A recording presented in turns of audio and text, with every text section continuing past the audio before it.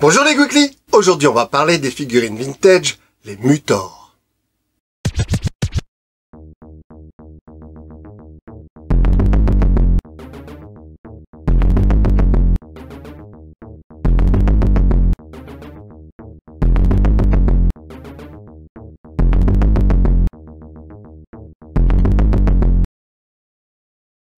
Lorsque la gamme des maîtres de l'univers sort en France, c'est le raz-de-marée, entraînant avec elle tout un tas de figurines concurrentes, avec en premier lieu Black Star du même studio Filmation, mais aussi la série Conan le Barbare de Remco, et tout un tas de bootlegs comme les Galaxy Warriors, Galaxy Fighter, Galaxy Heroes, Muscle Warrior,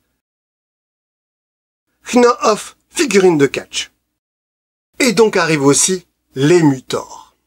Les Mutor est au départ une gamme de galoubs qui ont déjà fait Black Star et qui feront par la suite les souris de l'espace avec Baker Mice. Sorti sous le nom de Invincible entre 1984 et 1985. C'est Orly Jouets qui distribueront cette gamme en France, à grand renfort de publicité dans les journaux pour enfants, tels que le Pif Gadget et le Journal de Mickey. Le service marketing de Orly Jouets ont tout simplement mélangé mutant avec musclor pour donner le nom de Mutor, afin que les tatas et les mamies, quand ils arrivent dans les rayons de jouets, se disent « Oh Mutor, c'est pareil que musclor » et achètent la figurine. Mais malheureusement, il n'y aura aucun dessin animé pour accompagner ces figurines. Et sans dessin animé, les enfants ne seront absolument pas attirés par cette gamme de jouets. Et les ventes seront catastrophique. Pourtant, ces figurines avaient un système jamais vu auparavant, car lorsqu'on leur monte le torse, cela aspirait l'air au niveau du visage, et on pouvait voir apparaître des rides et la forme du crâne. Les blisters sont sympas, avec au recto le visage du personnage transformé ou non, et au verso, un catalogue des figurines et des véhicules, ainsi qu'un schéma expliquant la transformation. Bestioid!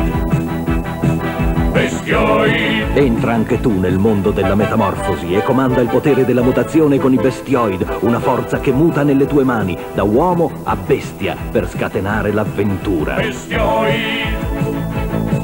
Bestioid! Entrano nel tuo mondo i Bestioid, i nuovi eroi che si trasformano da uomo a bestia.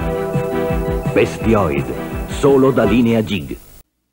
Les figurines ont 4 points d'articulation au niveau des bras et des jambes. Elles font 15 cm de hauteur et sont accompagnées d'un accessoire. Il y aura 8 figurines avec, pour les gentils, chien guerrier, lion d'acier, Robatch, Sphinx et des méchants avec Draenor, Tombo, Torto, Tuscus. Ils seront accompagnés de 3 véhicules avec Cruiser, The Crusher Cruiser Mobile Command Bears, Master, The Terrible Hammer Roving Attack Tank, Tractor, The Incredible Swather Wheeling Attack Tank. Bestioid! Con le macchine da guerra Bestioid, la metamorfosi è nelle tue mani. La fauce sbranante, il potere che scatena l'avventura. E con la leva di comando sei tu a manovrare la sua forza incredibile. Bestioid! E l'avventura continua, con il maglio polverizzante e con la forza micidiale del martello devastante. 3 formidabili macchine da guerra dei Bestioid per avere in pugno l'avventura. Da G. Avec le temps, le visage des figurines part en lambeaux. Il est donc maintenant pratiquement impossible de trouver une figurine en loose avec son visage intact.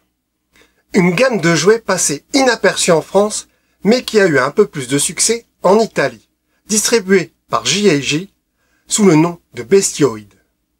Et en Grèce, cette gamme a servi de vague 2 pour Black Star, mais légèrement repeinte, distribuée par El Greco. Aujourd'hui, il est quasiment impossible de trouver ces figurines en loose en France.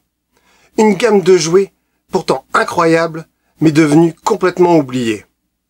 N'hésitez pas à mettre en commentaire vos souvenirs de cette gamme, si vous en avez. Salut les Gouklis, et à bientôt dans un autre univers.